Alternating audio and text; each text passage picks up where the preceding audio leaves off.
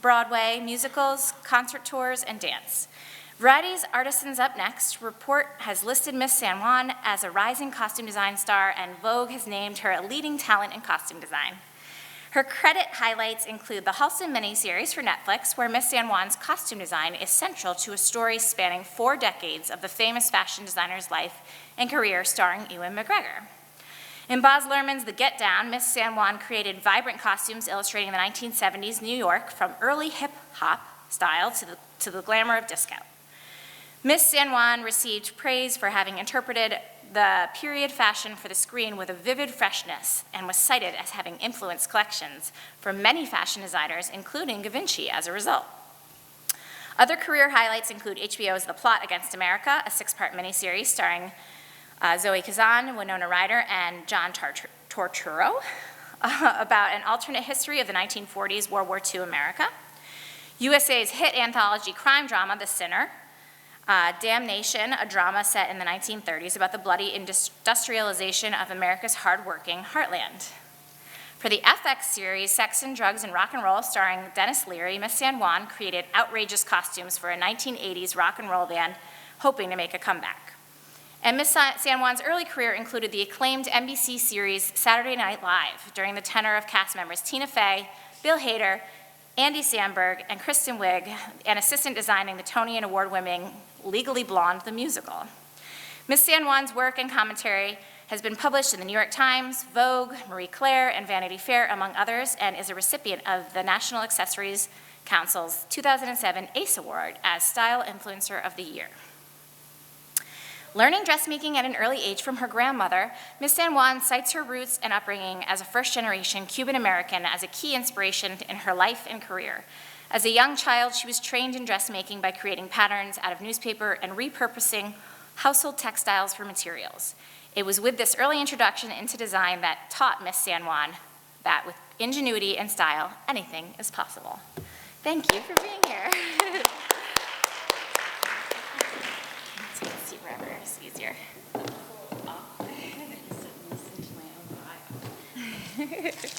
It's quite the bio, very impressive.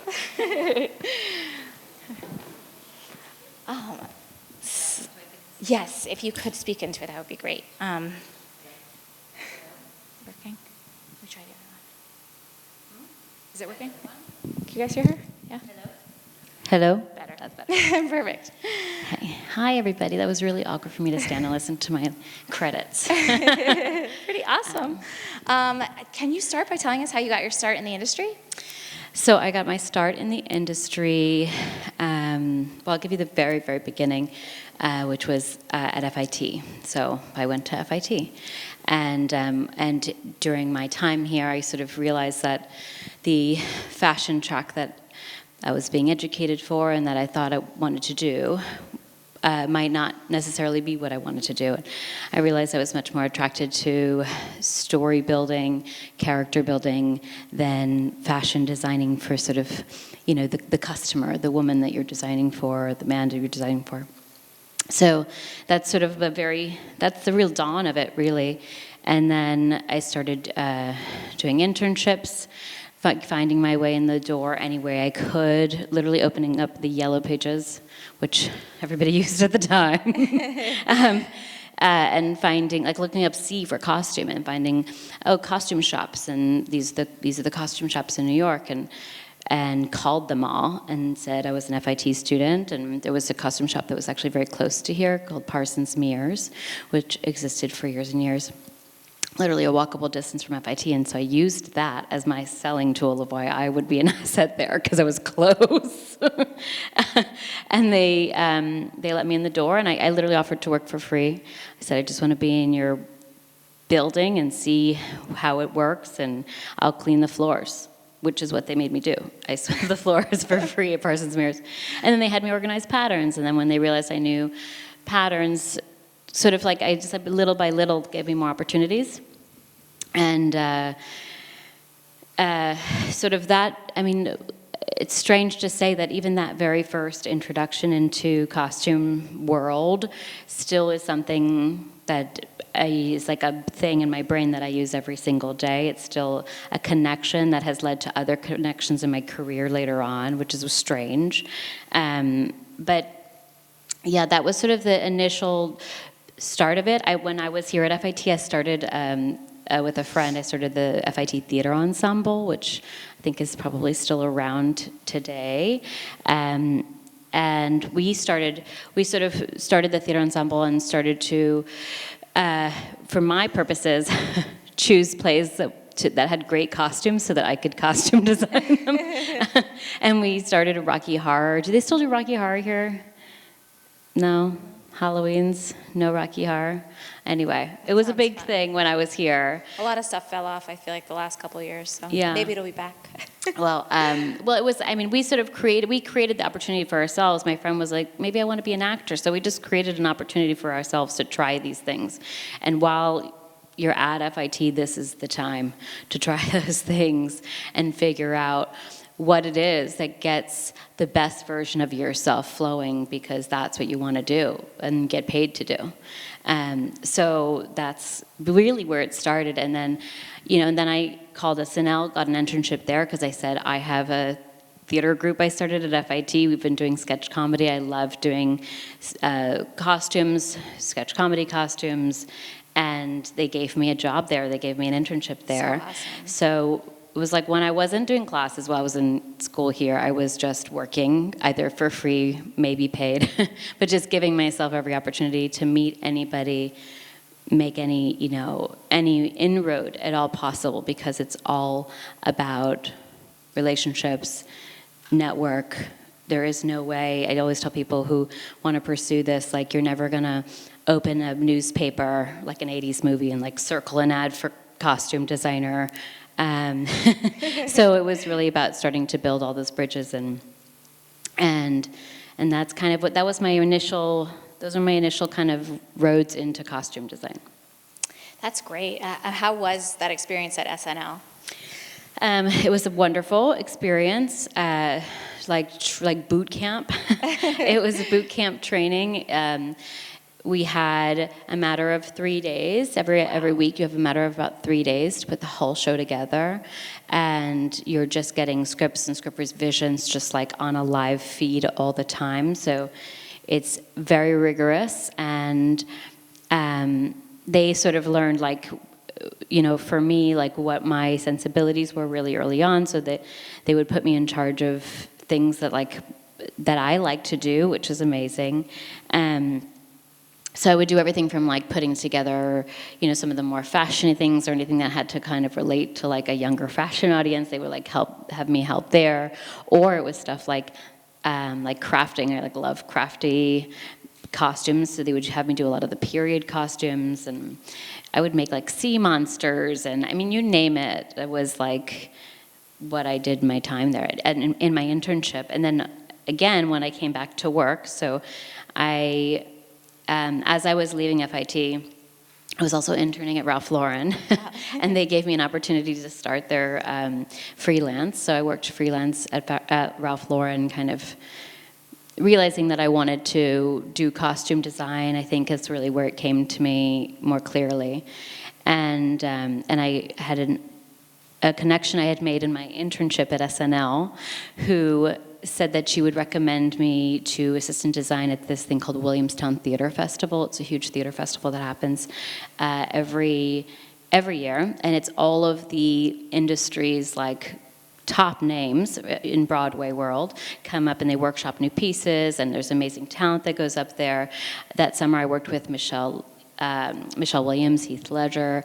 It was like the most incredible summer, and but also horrible. It was really hard, but wonderful. And that after having that underneath my belt, I did a few things when I came back to New York, and then I called up SNL again and I said, "Would you consider having me work there? I'm doing this professionally now."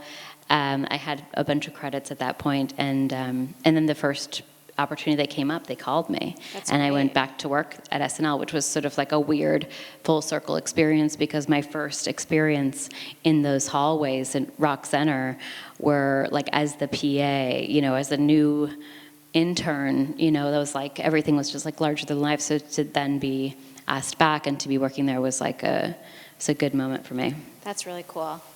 And my next question for you was about what an entry-level job in costume design looks like. I feel like yours is maybe a little bit more of an alternative path than a lot of people take. But Right. Now, for instance, if you hire someone that's So, entry-level. Yeah, there's really, so costume design for film and television, it's a unionized business. So there's that to consider. Most people don't even gain their union membership. And there's two sort of tracks you can go down. There's the IATSE 829, it's called. That's the union on this coast for costume designers, scenic designers, and assistant designers. So, and coordinators, which these are all different parts, positions within the department. There's generally one non-union position in every costume department, if not one, multiple. And there are these positions called PA positions, production assistant positions. Now, there have been times when I'm doing multiple projects at once or something like that, where I'll hire somebody who's like a personal assistant. That could also be a non-union position. And that would be somebody, who helps me sort of between jobs, kind of help navigate things. The PA position within a specific show would be salaried position. You don't have to be in the union, and it's generally it's what you would expect from an entry-level position. It is the lowest on the food chain job. So there is coffee getting, there is, meal distributing for a department of 35 people who are all just like running 24/7. There's those elements of it. But there's also elements like, assisting with the shopping and just like a lot of just like literally boots on the ground stuff. And it's stuff that I did myself when I was interning at SNL. So the costume designers, Tom Broker and Eric Justian, are now really good friends of mine. This is like, 20 years later. But at the beginning, I always tease Tom Broker with the story that there was like a horrible blizzard in New York, and he was like, I just feel like having some matzo ball soup. And I was like, I'll get you that matzo ball soup, and I'll go to the Carnegie Deli, and I'll come. And I was wearing like stupid high heels because I was really trying to like put my best foot forward. And I went in a blizzard in high heels and got him matzo ball soup from the Carnegie Deli. Amazing. And you know what? Like 8 years later, when I was like, hey, if you guys have any positions open, they said yes, and I had a job there. So, even if the PAs in my department, I still ask everybody in the room, what's your opinion? I'm interested in what everybody has to say. And it's in those very moments, in those entry-level positions, where if you excel, you'll shoot right to, being a union assistant costume designer in a very small span of time, because it's a very busy industry right now. So people who are good, they move quickly up in this business. That's great. Sorry, lost my place here. Did you feel, obviously you studied fashion design while you were here. Yeah. Did you feel like you were well prepared to get out there with that particular degree behind you? I did. I feel like the FIT experience is like a very a la carte experience. You can sort of make the most of it if you want to.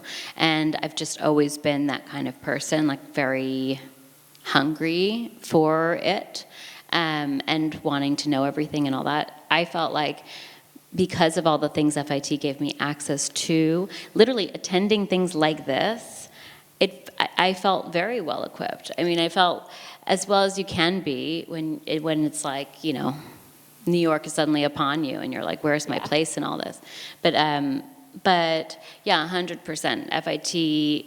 I love FIT for that. I love the FIT library. One of the best most, accessible libraries that's specifically, a lot of it's centered around fashion. I mean, it's incredible. And on Halston, I used it. I came back here and I used the FIT library and then the museum, which were incredible resources. That's great. But yeah, I love my experience at FIT for sure. Actually, I didn't even know about that, but as an alumni, or as anyone, you're able to come back here, or how does that work? As alumni, you are. I had trouble. I hope I don't get in trouble for this. But I had trouble at the very beginning trying to get in contact with the right person through alumni, which now that we're in touch, I'm so grateful for. But I didn't have that connection at first, so I literally stood outside the FIT library like a creeper and asked somebody to borrow their ID so I can get in, and that's how I did my first research for Halston. That's amazing. I love it. And are you able to access garments, or? At the museum you are, yeah. Okay. And I actually, what was amazing for me here was that they have at the archives, that I believe it's the library's archives. They have a special archive that you can go look at, pictures, a lot of pictures of collections, like actual prints. And FIT was the only place where I could find early 1980s photographs of every single look that walked down Halston's runway. Wow. And it was like a 5x10 like shot, and that's how, and I took pictures of those pictures, and that's how the whole Rouge collection in the show in episode 4, that's why it's there. That's so great. So cool. So I feel like COVID has been tough for everyone, but particularly in the film and theater world. Mm-hmm. What have these last couple of years looked like for you? Well, Halston was my COVID job. It's the job that COVID happened. Everybody has a COVID job now in my business. Yeah. And so we went from like working normally to post-COVID working, and we paused for what was going to be 2 weeks and ended up being 6 months. And then coming back was really, it involved a whole new way of working, which is still the same kind of now. But yeah, it impacted it. I think it impacted for me, specifically my kind of relationship to technology, because I think I'm like right on the like Gen X-y side of millennial. So we didn't have a terrible amount of computer work when I was here at FIT. So I had to learn how to use my computer as a different type of tool. I was a very like paper and pen, tactile person, and suddenly all of my creative meetings were happening on the computer and on Zoom.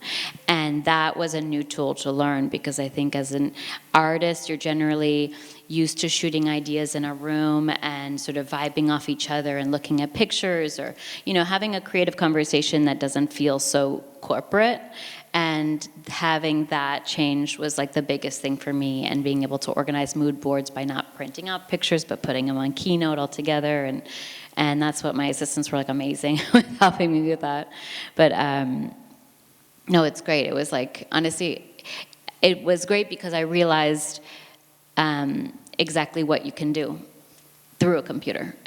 Yeah. And we had creative meetings, and I learned how to, have a creative meeting where you can shoot off ideas off each other, and it didn't feel so clinical. But it's like when people went to like Zoom parties, and it's like not the same. Yeah, a couple weird silver linings that came out of these times. Yeah, but I can prep more remotely, like things like that. Yeah, that is amazing. What are you working on now? So I just completed a movie, my first action movie with Miss Jennifer Lopez. Ooh. And it was pretty insane. It's a pretty insane movie, and took me to a lot of cool places, and that's coming out this year. And I'm just right now starting on another thing, but I can't talk about it at all. But yeah, that's what we're going to know. Follow along on Instagram, and we'll find out soon enough. Yeah. That's great. Did you shoot that here, the JLo one? No, that was in Vancouver. We went up to northern British Columbia, like basically in Alaska. We were shooting in the Canary Islands, and it's wow, crazy. All over the place. All over the place, but also really fun, and exciting to be on location. Yeah. Where have you worked throughout the years? Obviously, you just listed a lot of Canadian locations, but. Yeah, lately there's been a lot of Canada, but early on in my career, I did assistant designed a movie that shot in Japan, which was probably the coolest location I've ever shot in, and we lived there for like basically half a year, and it was really wonderful. And that was a job early in my career where it's like, again, slice of humble pie, like this woman could have hired a local Japanese person. She probably would have been much better off because I didn't speak Japanese. But I was like, listen, I'll sleep on your balcony if you have a hotel room with a balcony. Like whatever you can do to get me in, and or I'll pay for my own ticket. Like I really was like, please let me go. And yeah, it was a great experience. They brought me along. I learned a lot from that designer. Her name was Donna Granada. We did a Brittany Murphy movie in Japan, and it was amazing. And it was, cool. Yeah, incredible. Yeah. Have you found the personality of different cities to be different while you're working, or is it all sort of similar since it's all the same industry? Well, it's this niche of it, costume design, directly relates to what the resources are locally in terms of fashion, in terms of like textiles, what fabric stores are there. So that really weighs in on a lot of things in terms of working for me.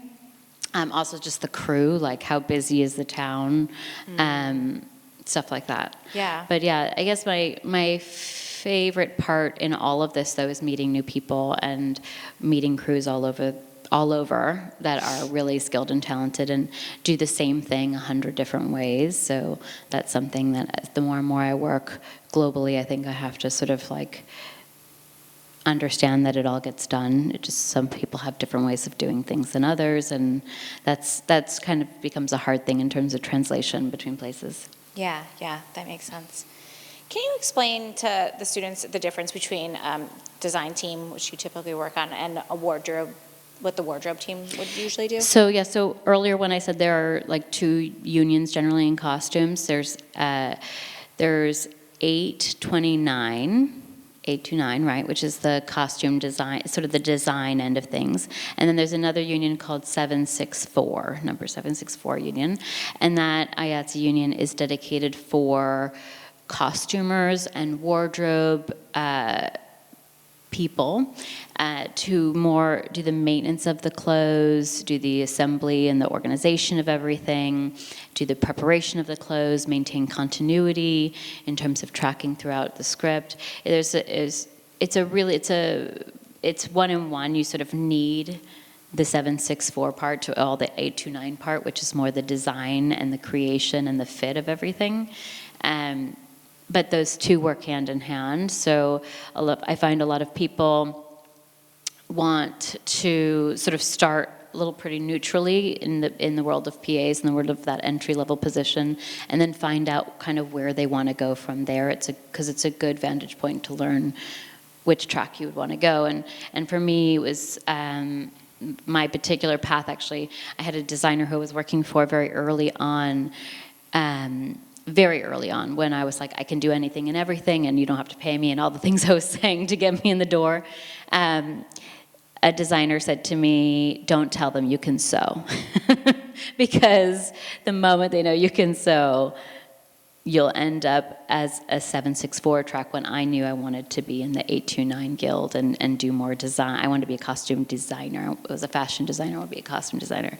And so that was sort of like an early on thing for me, because I had offered to, and actually did, and have, by the way, many times so in my career. But just careful who you tell about. Yeah, you just had to be. It was more about creating that definition, and finding your path. And I would say the entertainment industry, and I think much like other industries, creative industries, like to put you in a box. So the moment you start working, for me, it was a lot about challenging that box, because I felt like, when I first started doing sitcoms and doing, network television shows, like half-hour comedies, it was like, great, they'll call you for another half-hour comedy. And I was like, great. And then it was great. And then it was, you know what? I can do other things too. And so it's constantly about challenging those things, and not challenging just for victory's sake, but challenging because you know that you can do it, and you've proven the ranks. I mean, that's been my career. No one did hand me the golden ticket of now you get to be a costume designer. So it was 100% been because of elbow grease, hard work, and also that magic element of being in the right place, the right time half the time. There's also the magic element of every time I did have that microsecond in the room, I made the best possible impression I could.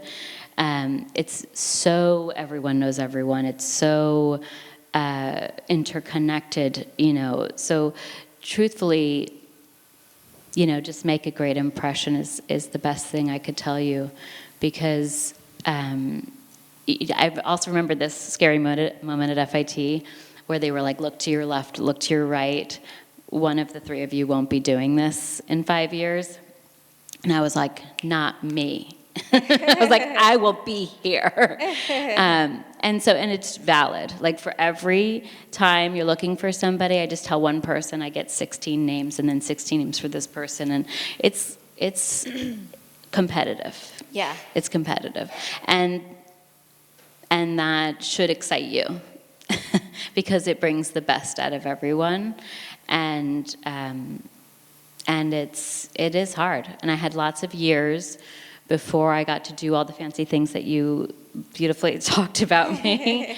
I had lots of years where I, did all the hard things and still do all the hard things. But anyway. But that's just a cautionary tale from me to FIT students, because I kind of wish somebody had said that to me when I was in that chair. And I came and I saw, Diane von Furstenberg talk. I came to every talk that was here because, again, I just hungry for information. And I sort of feel like the hardest step is that first one out of school. That is the hardest step. But it's the leap that you'll make, and you'll just see. Every time you make a step, 6 other doors will appear in front of you. And just know that that's kind of how it's going to roll. And unfortunately, in the PA world, that non-union position, that very first entry level into costume, it's like a really taxing, hard job. I mean, my production assistants and others from other designers that I know, they're working 18-hour days, 16-hour days. It's a lot of store returns. I mean, it's literally those parts of the job. It's not glamorous. I mean, even my job now, not glamorous at all. There are moments where it's glamorous, like going to the Emmys or, premiere, or, there's moments that are great, but it's got to be about the work. It's got to be about what you want to do. And I feel like when you're first in that first PA position, even when I worked at SNL for years and we always had PAs, and then we could always tell, by the end of the first week, this one's not going to last, because you see who's there for the pure purpose. Yeah. When I'm just going to go full anecdotal. When I first started at Saturday Night Live, I was warned that the PA before me was caught having sex with a certain celebrity in a closet. So they were like, just know that if you cross the line with any of the talent, you will not work here anymore or in this business. So I was always really scared of that. Didn't marry an actor. No. I was like, okay. Seems like an easy one to withhold from, thanks. I feel like this is kind of a silly question in your particular job, but when you're on a project, what does a normal week look like for you? What are the big moving parts of your process? Okay, so there's always, I mean, kind of what you broke down earlier. There are several kind of like moons to costume design. There is the initial sort of inception stages when it's about the script and it's about developing the ideas and the creative presentation of it. That is a lot more flexible. You know, the days are what they are kind of thing. I'm always kind of moving a day around meetings and all that. Then it turns into a production schedule and a preparation schedule, which is doing all the fittings, kind of planning for everything to kind of come in the door at the right time. It all starts to become about timing, so that you can assemble everything in time. It's also a phase where you're either beginning to do a lot of construction for custom-made things, or you are doing more shopping-oriented, assembly of things. Rental, going to giant costume houses in the West Coast, and just kind of, developing a language for every character. You start kind of building a closet, and also pulling racks and racks and racks of clothes just for background stock, depending on the kind of show you're doing. But it's a tremendous undertaking, and it takes a big crew to manage it all. After the initial phase where we kind of gather things, there's a fitting phase. That's really where the ideas really truly start to solidify. You have sign off from directors and everybody involved, depending on the project. It's really where the characters form, because you're in that's the fitting phase of the process after things are built and assembled and you're fitting. That's where, to me, the favorite part of my job happens. It's why I did not pursue fashion design and pursued costume design. In the fittings, this is a lot of times I've already shown the actors sketches at that point, or swatches even. And then in the fitting, we start really finding what this person looks like, how they carry themselves. I've had actors ask for shoes that were too tight just because they wanted their character to feel that. Those are these moments where I really feel like the theater geek in me is like, yes, this is so fun. And it's not, a 6 foot, 100-pound, beautiful, gorgeous person, which I also love designing for, but I just want to do character is really what I came to costume design for. Yeah. Anyway, that's the fitting phase. After fittings, it's a lot of organization and starting to shoehorn everything into a shooting schedule. It's almost, the whole thing is like too much for me to even talk about, but yeah. It's all long days. It's all hard work. It's, you try to make it work so that everybody has rest and all that, but genuinely the demands of the industry have been getting harder and harder and harder. And I talked to costume designers who are like multi-Oscar winning costume designers, and they are going through the same exact thing where it's like, it's just hard. And also there's a general trend of like there's so much streaming, there's more streaming, which is amazing. That's why this is a great time if you were to pursue this business, because there is so much out there to do and they're looking for costume designers. So genuinely, it's a good time to enter this business. But that being said, everyone's trying to create a Batman movie on a TV budget now. So the demands of the industry are getting harder and harder and harder. But I have a kid, I make it work. But yeah, that's kind of the day-to-day of it.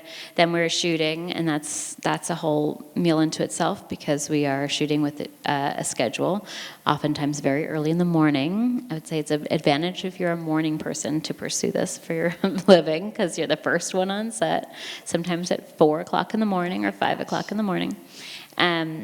And then I usually establish on set, as the costume designer, one of the things is I'm always in preparation. I'm always fitting, shopping, designing, sketching for something that will be shooting soon. So I'm always in a preparatory mode. When I am on set, it's to dress the actor in the initial costume for the initial time they're going to wear it, and with a team kind of help them learn some of the little things that I want to make sure are carried out while it's playing on camera. I don't sit and watch the whole scene all 50 times that they do it. I do it the first time with an amazing team and costumers on set, or who would be monitoring this. And, I'll do things like make sure the shoes aren't laced perfectly because he's supposed to be like a mopey teenager, or, zhuzh the sleeves just like this because I like them that way, or, things like that. And then they maintain that take after take after take, after lunch, after naps, after shooting again, after all, they just keep it going so it always looks the same way. It's a super important job, and I know a lot of people who are really good at it, and that's the 764 track.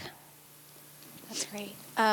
You touched on this just a second ago, but budget, I feel like, is a big part of a costume designer's It's a role, big which part I of the don't think job. about. Yeah, it's the most important part of the job.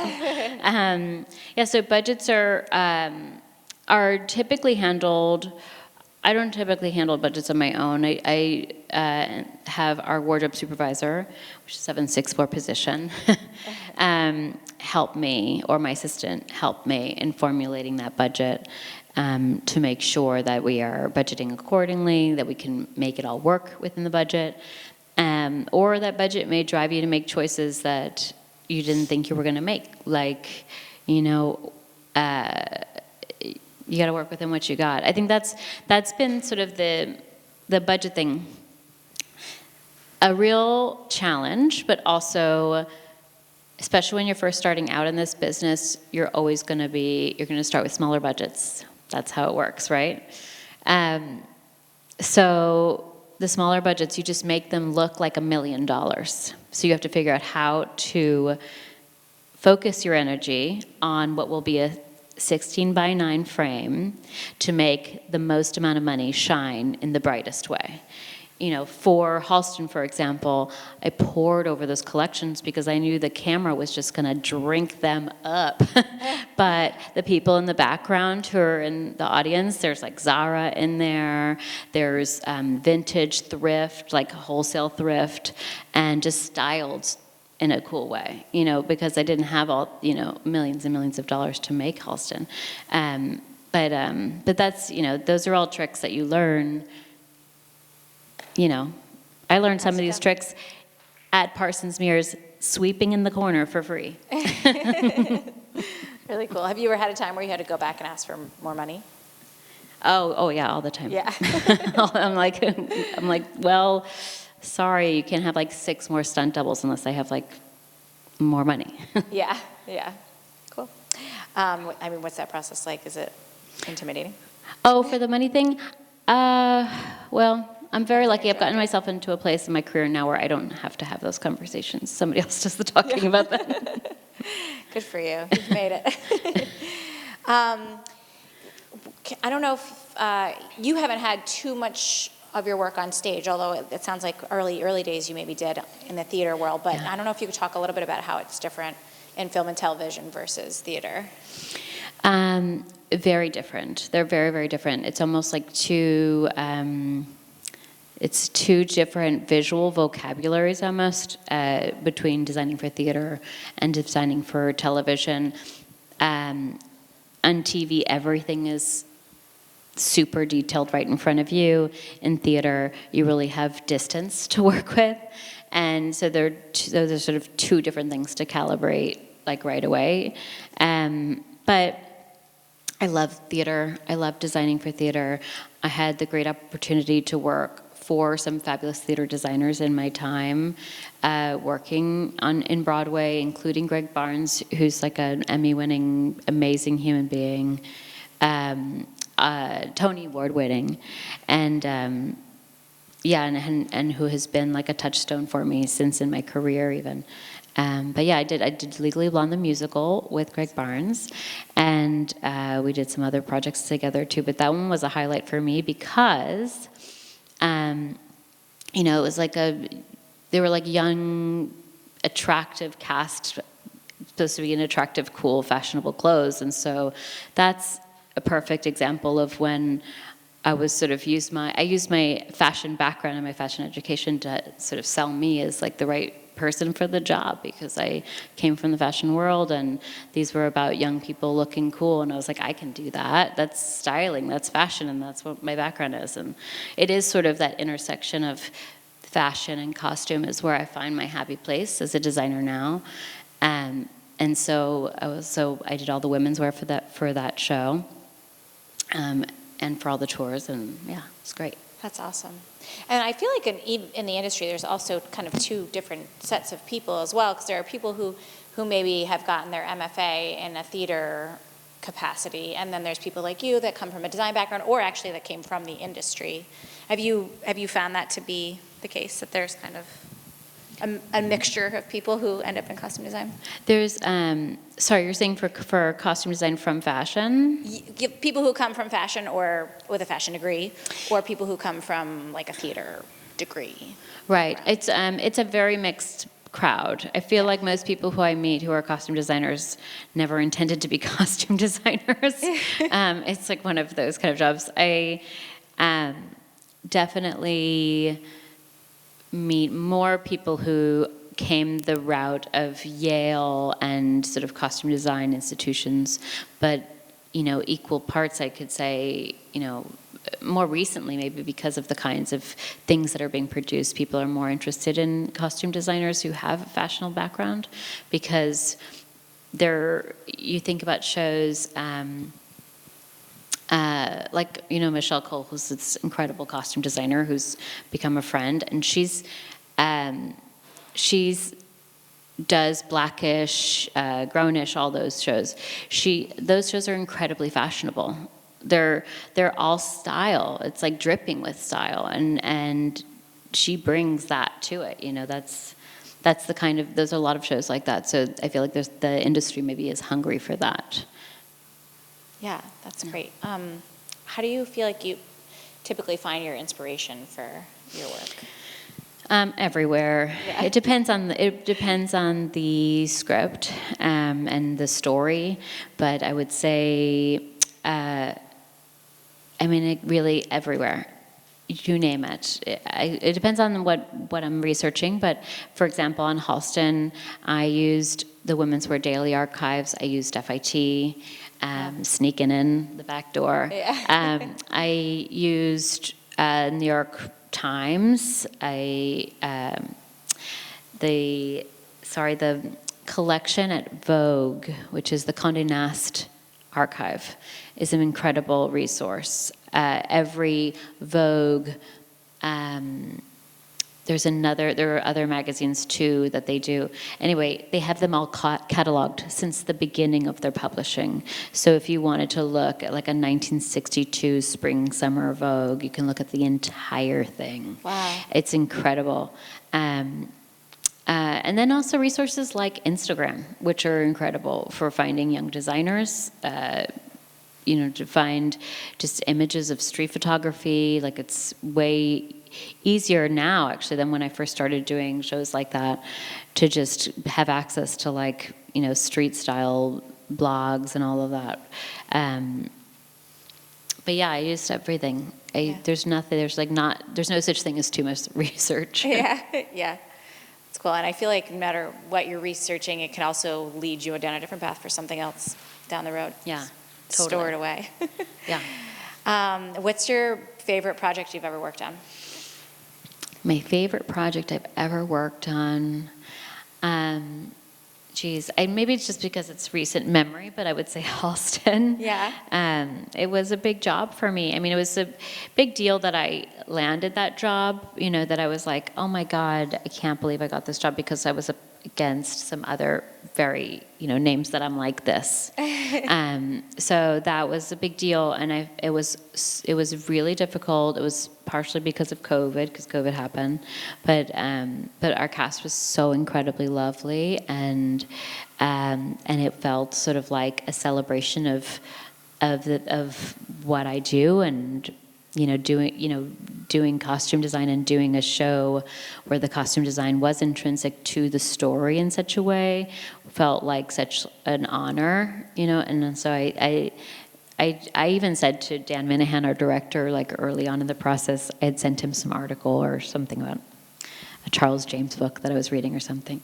And I was sort of like at the end of my email, I was like, I just want to thank you in advance for the best job I've ever had. Oh, that's amazing. Because it really felt like that, and it still feels like that, because it was a cool job to do a show about a fashion designer where, bringing that fashion to life was my job. Like, that was some heavy thing to carry on my shoulders. Yeah, and you were nominated for an award as well from the CGTA, which is pretty awesome.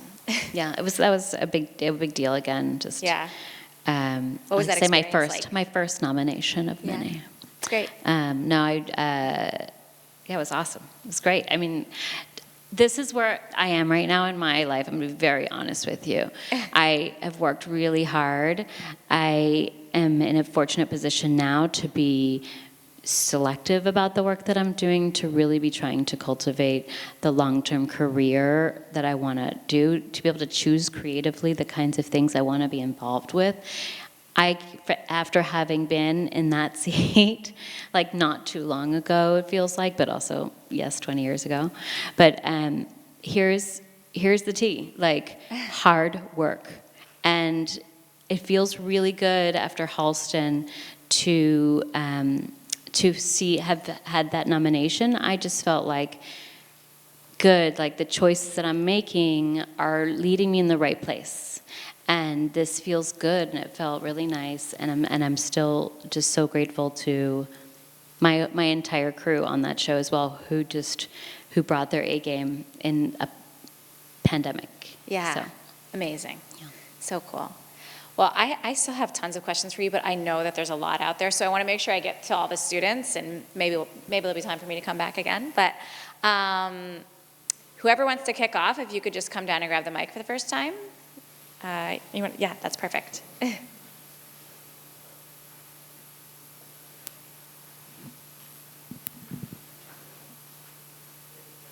Yeah. You might need to flick it. Yeah?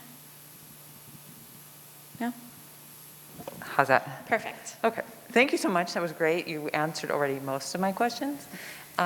So I'm wondering, you were talking about 18 hours a day, and then you're also talking about unions. How is that compensated? Is that an hourly or salary? And are you making at the end of the day $9 an hour? Right. I'm just curious. Well, so for every other position aside from the costume designer, they do quantify the hours, and you get overtime for the longer hours spent. It's a very lucrative job. Because of that. So yes, all the positions aside from the costume designer. My union's been working on that one. I feel like that's been a big COVID project, right, for the union? It has been, yeah, but more so for some of the other benefits for the 764 union, and also for the 829 as well, but still the costume designer position remains one that is sort of like a little fudgy on the compensation element of it. Oh, yeah. Well, I love the costumes in Halston, so I just want to say that. Thank you. Thank you very much.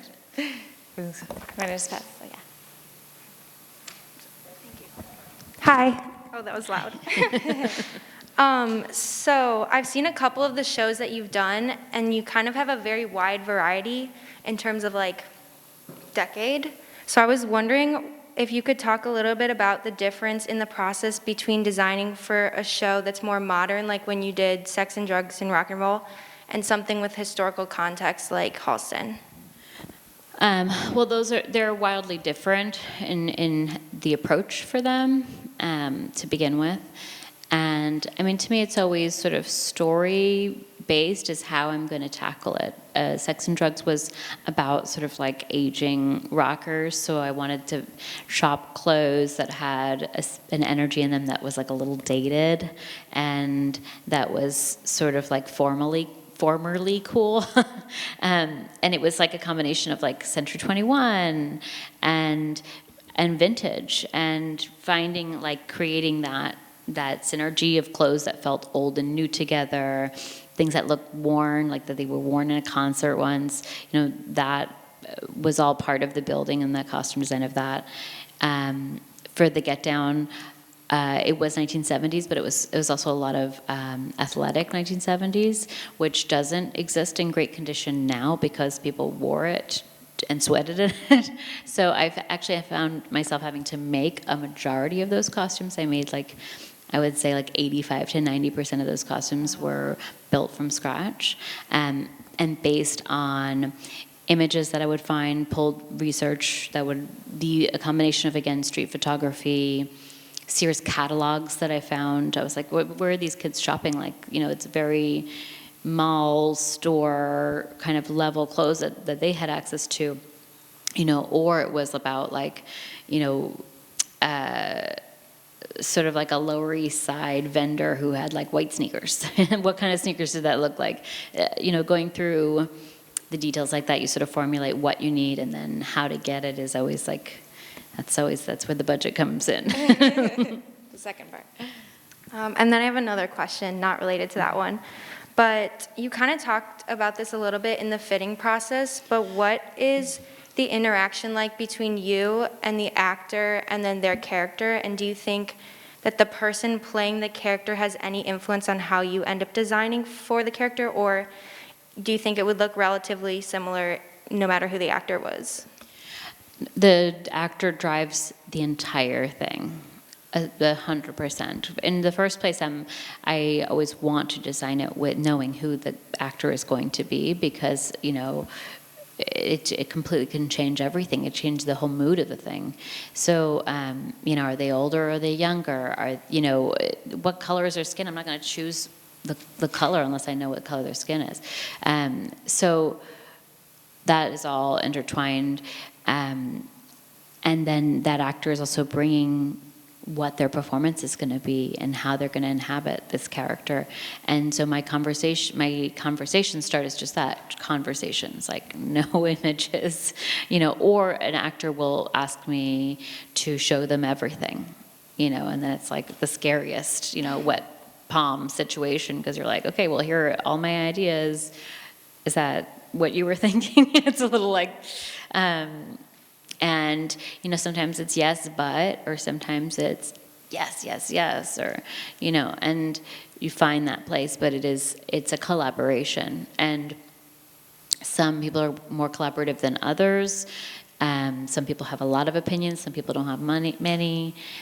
So a lot of my job as a costume designer is psychology, because, not everyone is a designer. Not everybody can creatively express verbally a creative idea well, and articulate it well, or they just have a feeling, or they just know it needs to be read, but they don't know why, or it's I just want it to look harder than this. People will try to find adjectives, and so it's about deciphering that from different people, but yeah, it's 100% a collaboration. If I try to have an actor walk into a costume, it's not going to go well.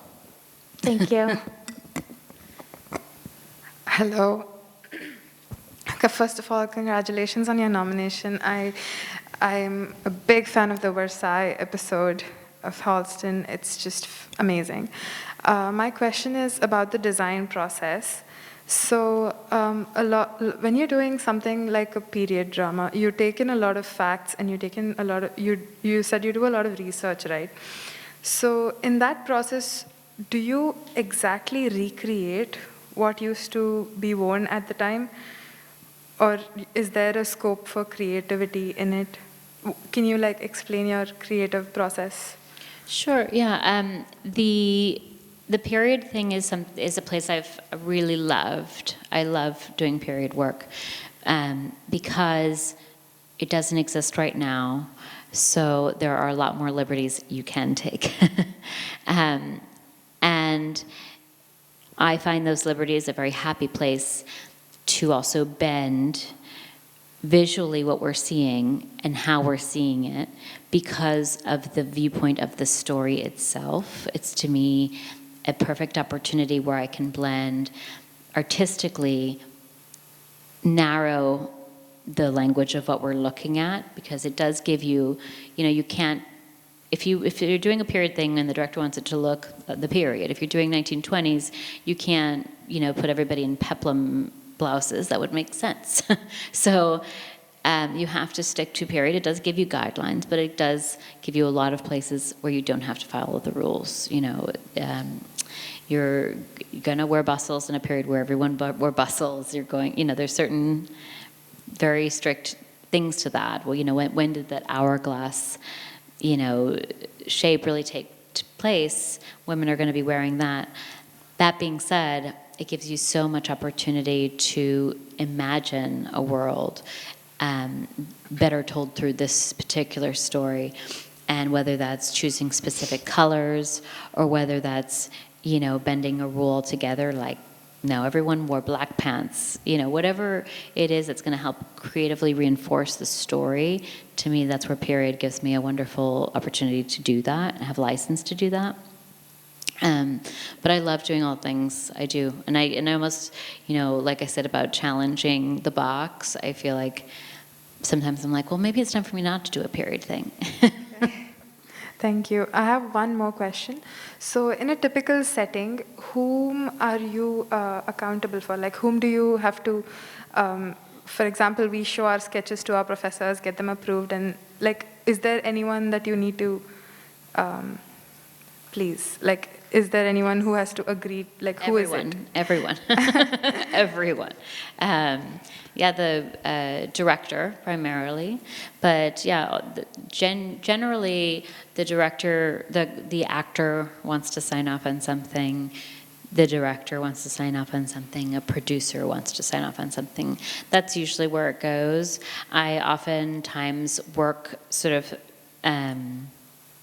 symbiotically, simultaneously with our production designer, because before I start selling everyone on yellow, because this dress is going to be yellow, I want to make sure that the room is not also yellow, or something that wouldn't look good with it. So that's why I'm often working at, kind of same time with that. And then there is a chain of approvals, yes, 100%. And that is something, again, in my career, I've experienced 65 people on an email chain needing to agree and sign off on something. And also been a great privilege for a director to say, if you're happy, I'm happy. I mean, that changes from job to job. Thank you. Hi, I just wanted to know what a costume designer portfolio looks like versus the type of fashion design portfolio we're creating currently. So it's a great question. Early on, I found myself creating a portfolio around works. So I would costume design 3-bed penny opera, and just as a project. And I found ways actually at FIT in my specialization to ask my professors permission to start building my portfolio in that way. Because I knew at a certain point, I kind of want to have a book that reflects this. So I would start doing projects like that and have definitely works that a lot of people know. So, it was really interesting for me to present, 3 penny opera or Death of a Salesman or something like that, because whoever are my seniors who are going to be looking at that, they've seen 7 iterations of that show already, so they're kind of see where your work falls and something like that. Also, I would do shows. There was a New York theater company that was very close to FIT. Again, I was going so hard all the time. It was whatever was close that I could get to. But I called them and started designing their shows. This is while I was still at FIT, their senior exhibitions. So I did Uncle Vanya for them, and I did stuff like that. And I would use the TDF costume collection to costume design it, which is an organization that you could basically get free clothes from. And I had photographs of that show that I included in my very first, whatever I was presenting to the very first people I was trying to work for. So it's more motivated by that than it is, fashion collections, although I think some of that is actually really helpful because it still shows your creativity. I would choose themes for projects that were maybe more eccentric so that I can kind of kind of explore that more so it didn't look so tame when I was presenting a costume design portfolio. Thank you. Hello. My question is, have you faced any creative blocks in your career? And if so, how did you solve it? Creative blocks? Yeah. All the time, currently. No, I feel like, all the time. How did I solve it? I usually have to get to a place where I stop trying to, I take some of the rules out of my head that are for some reason making me locked. And I just, it literally comes back to like exercises like look at something upside down or step away from it or imagine this but it was a comedy. That's kind of how I solve it. I'll watch things that feel inspiring to me too. That's tremendously helpful if I'm locked up in my brain. I just sometimes need to go back to like resource material and watch a movie about the subject or documentary or find a way to kind of think of what the other idea is that I'm not thinking of. Thank you. Before you go up, I think there's 2 down here. Thanks. Hi. So originally I was going to ask you if you would change anything in your career path, but it seems to me that you've kind of had like a solid idea of like what you've wanted to do since like even going to school here. So I guess if you do have something that you would change, what would that be? But if not, what would you recommend to someone that like early on knows what they want to do? I don't know if that I would regret anything. Honestly, maybe a few things, but you know what? Every experience that I've had, for better or for worse, has shaped me in some way, and I'm proud of that. And so I wouldn't change anything. Listen, out the womb, I knew I was going to be touching clothes for my living. I knew that was my life. I didn't know exactly it was costume design. I think I didn't understand it could be a real career. My grandmother was a seamstress and was my first access point into clothing and design. She was the one who was a seamstress for a factory. I knew you could do that for a living. But I was a little afraid of the uncharted territory for me because I didn't know a costume designer. I didn't have that connection. So I think I just always knew I was going to be in this world. I knew I wanted to pursue an education at FIT because I had grown up. I was like an elementary school kid in the city. And I just always would see the campus and was like, I'm going to go to school there one day. And then... I don't think I would regret anything or change anything. If you know you want to do this in some direction, but maybe you don't have, you have your sights set on this part of the galaxy, but you don't know what star you're going to land on yet, it should not stop you from starting your journey yesterday. Because it is, again, tremendously competitive. Like, look to your left, look to your right. One of you will not be doing this. And I can tell you from all of my FIT friends from my graduate class, like a lot of them are not doing this or pursued totally different things that were like sort of related but not. And just all the inroads that you can make as early as you can make them, the better. Thank you. How much of your job is making new and custom garments, and then how much is shopping for other garments and constructing looks that way? And do you have a preference as to what you do? I love custom building clothes. It comes from, I think, my experience as a fashion designer. I like designing clothes.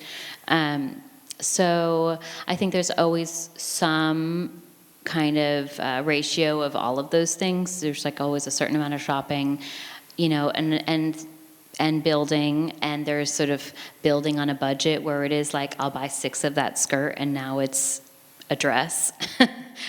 Or, love, that happened on the Get Down all the time because we were really reacting to a television schedule with, movie aspirations. So it was a lot of like, this sweatpant has a great athletic ribbing that I love. Let me buy 2 of those. They'll turn into the caps on the sleeves. I'm going to build the shirt in between, take the ribbing off of this thing and put it on there. And it's like, it's like Frankenstein half the time to get things to work. So, so it's a cocktail of all those things. And it really depends on the project too, if it's going to need to be more shopped out of stores or more just built from scratch. But I like any and all in between, really. I think there's lots of cool creative parts of all those things. Thank you. Okay, heading back. Right here in the middle, I think? Or, yeah. If you can pen.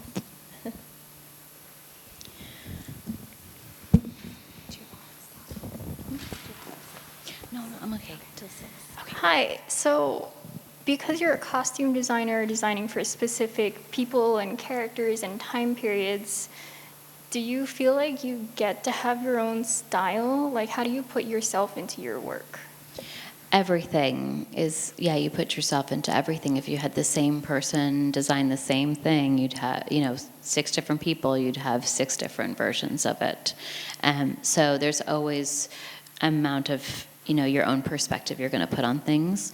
And that's why you're hired half the time, because, somebody has seen a presentation for, XY movie from a few other designers, they chose yours. That's half the battle.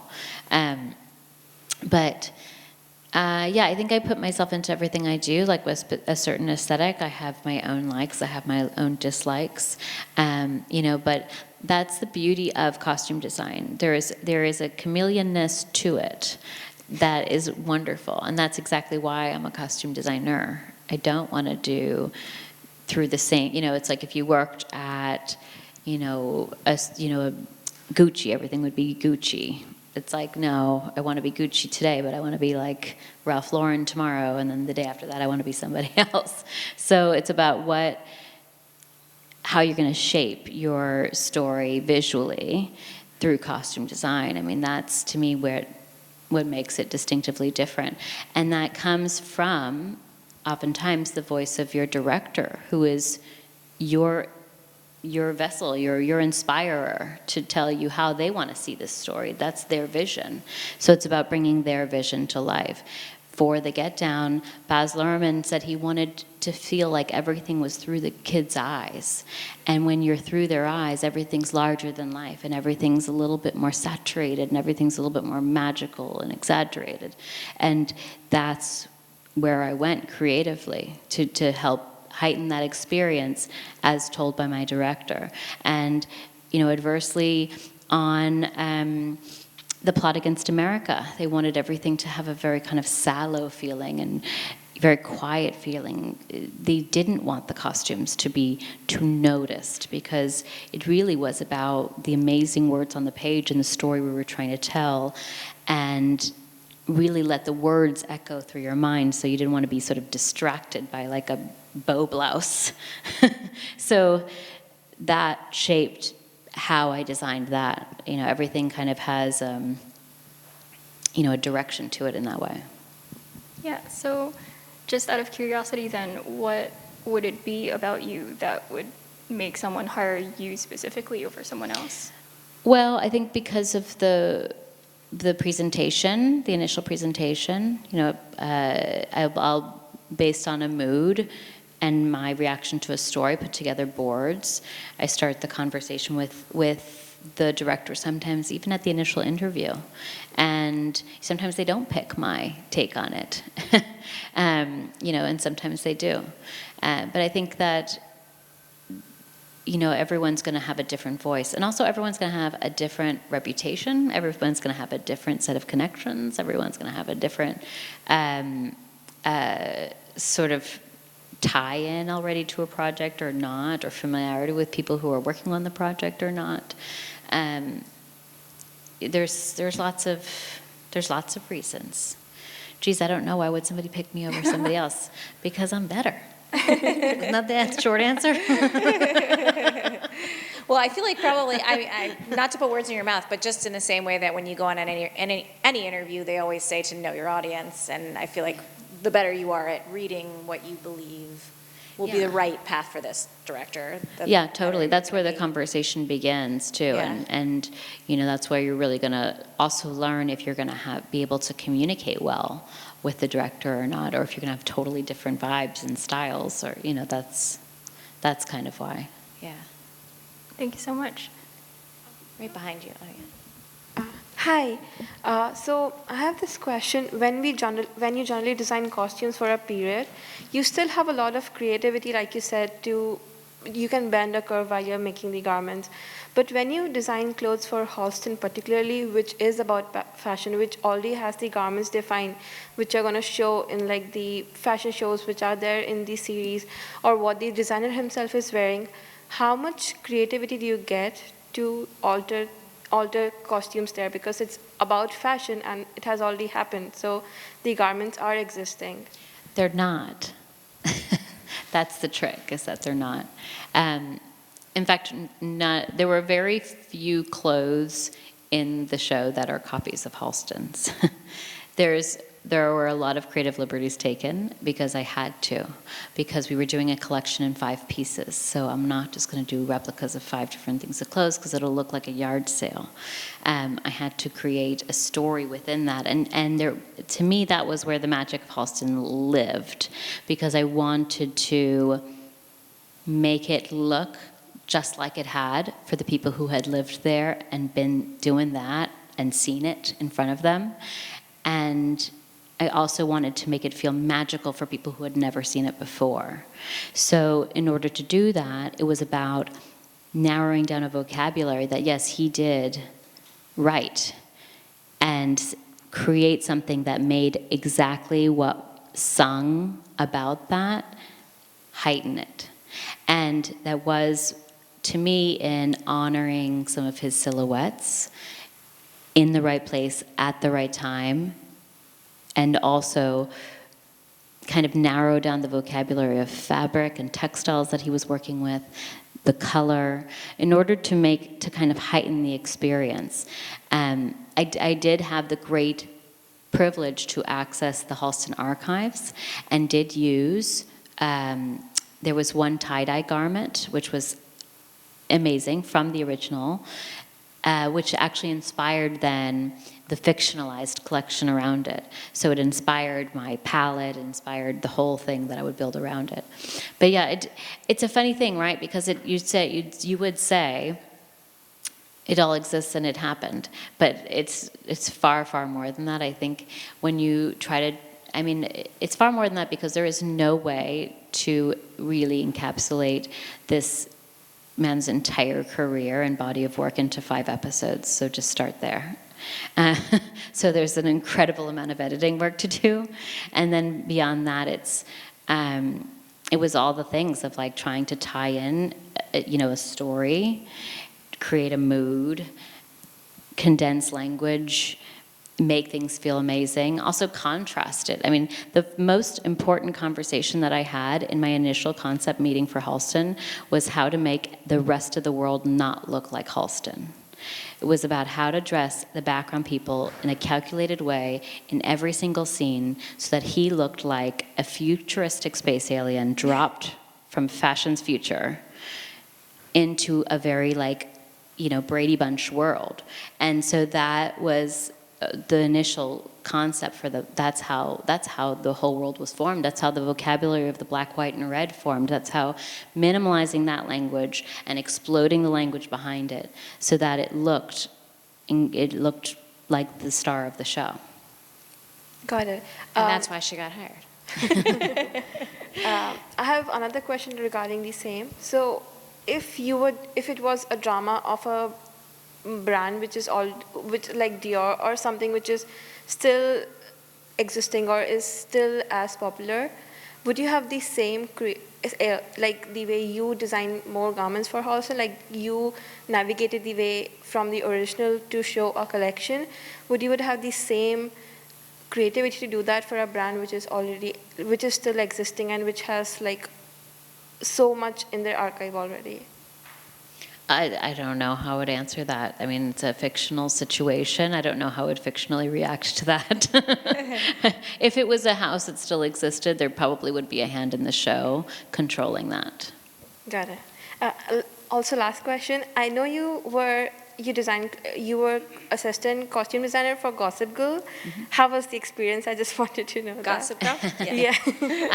It was great. It was early days. It was before everybody was just like throwing clothes at the show. But super fun, super collaborative, and again, like, would use the thing that made me feel like lesser than what I thought was a bad thing was that I didn't go to costume design school. I didn't go and have like a proper theater arts degree, and use it as the thing that became the asset. Like, oh, but I come from a fashion background. I can do this. I know style. I do this world. This is what I was designing. But I wanted to design contemporary before I went into costume design. But yeah, that's kind of how that all happened. And you went to school in New York City as a child, right? Yeah. That helped too, I'm sure.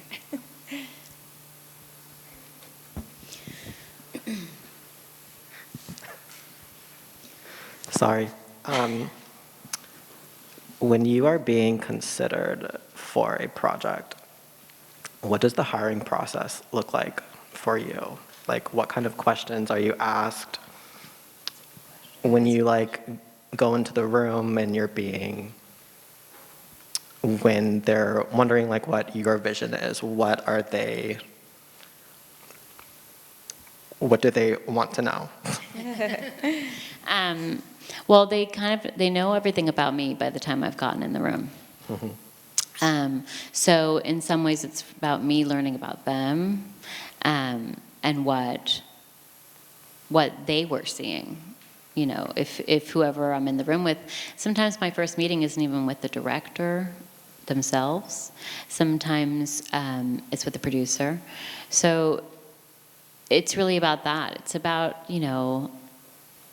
it's about what they see for the project, and if that aligns even with what I was thinking or something I want to do. May not be what I thought it was going to be. So what are they looking for from me? I think they're trying to see if our ideas align, if our minds are on the same page. Mm-hmm. Sometimes, oftentimes, 99% of the time, I'm given a script in advance of this meeting. Sometimes it's not even that. Sometimes it's like a 6-line description and, a celebrity.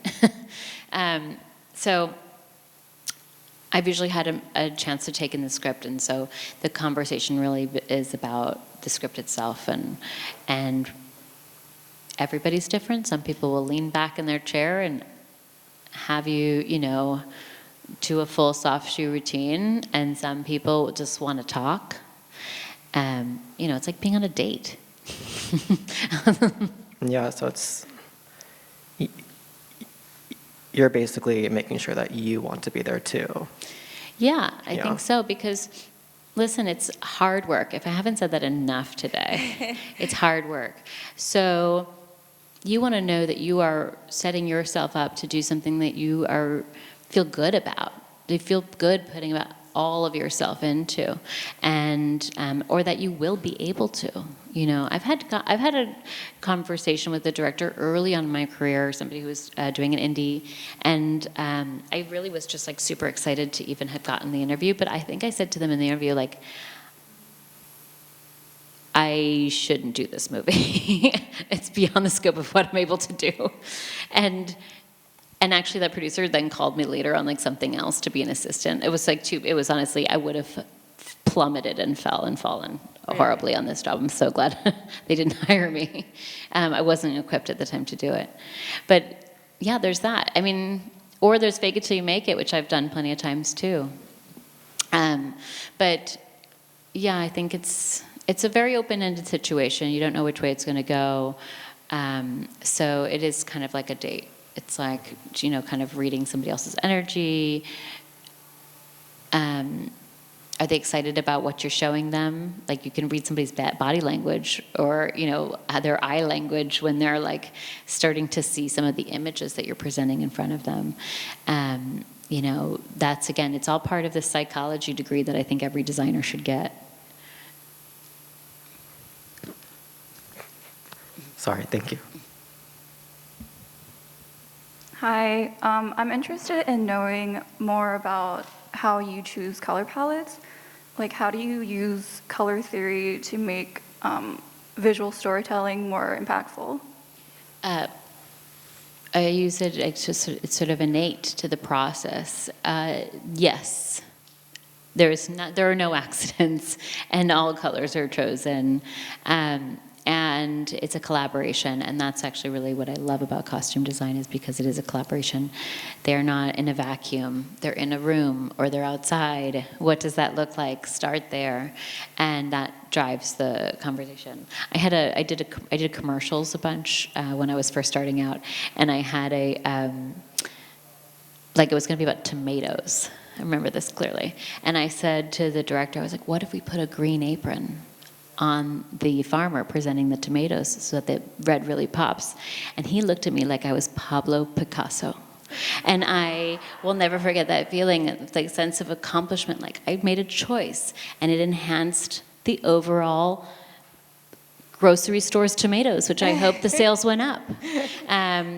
But yeah, no, it's always, you know, where's the center of the story or that moment, who's in the scene, what's the driving force around them, what's the space look like, that all informs the color. Thank you.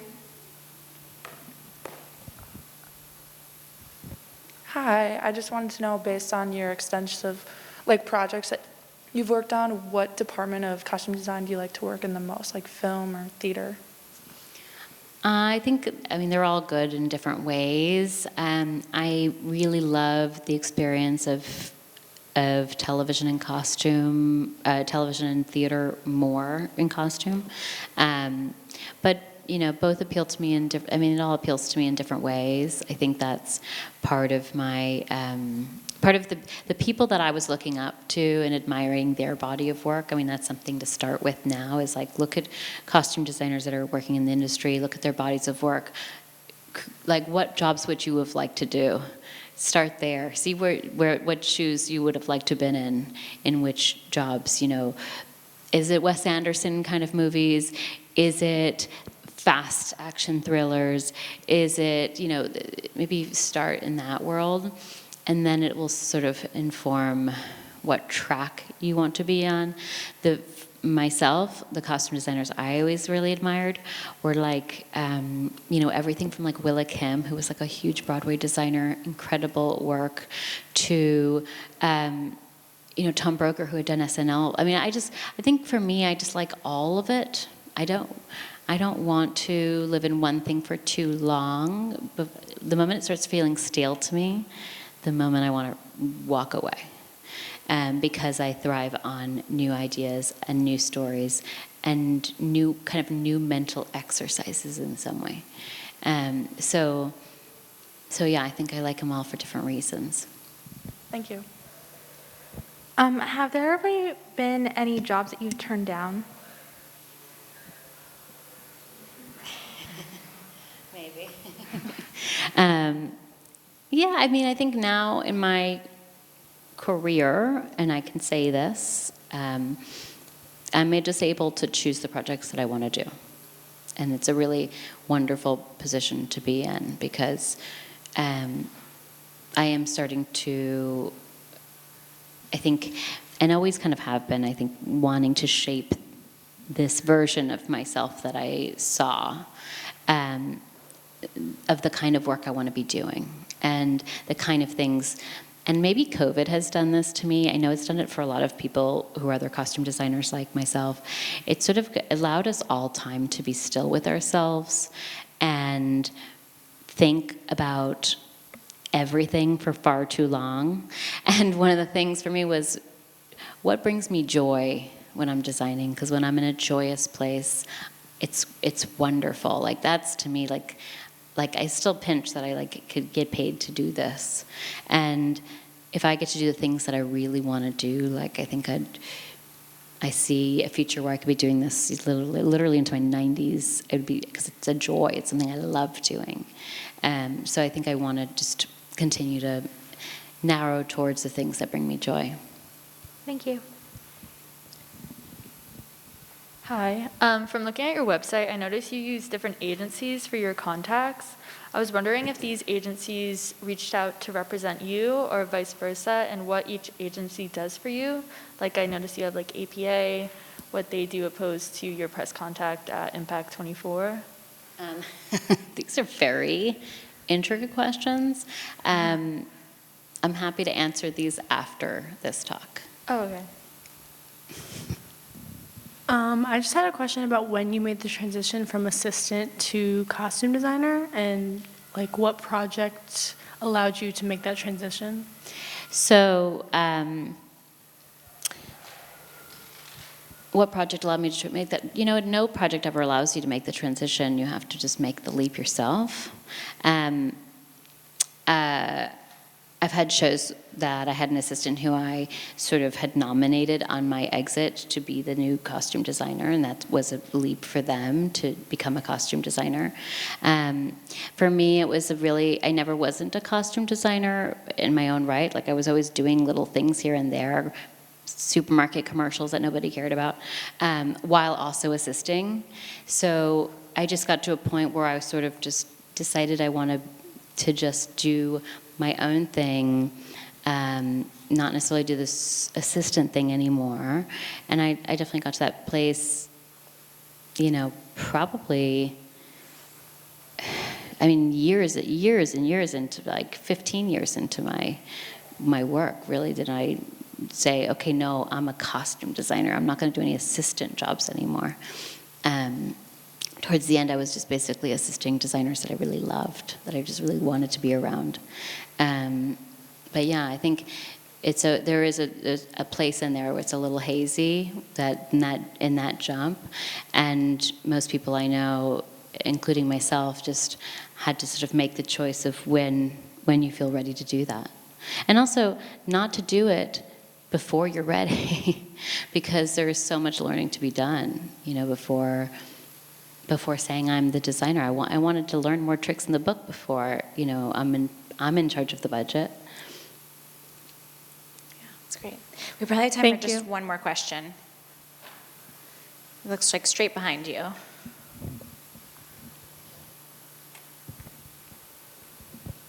Hi, most of the questions I had has already been answered. So I just wanted to know that what was your most technically challenging costume to design up until now? The most technically challenging project to design, it was probably a pilot that no one's ever seen. That was a futuristic thing with spacesuits and everything, and again on a television schedule, and it was just really brutal on me. And it required a whole invented universe that we had to build from scratch, and it will never see the light of day. That was really hard. I mean, every project has its own things. I can't even give you just like one.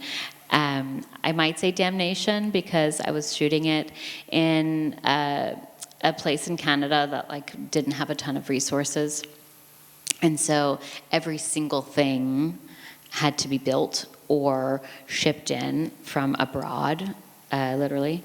I also was able to like go to certain costume houses that they do have across Canada and work within Canada to find those pieces, but it was a really specific world.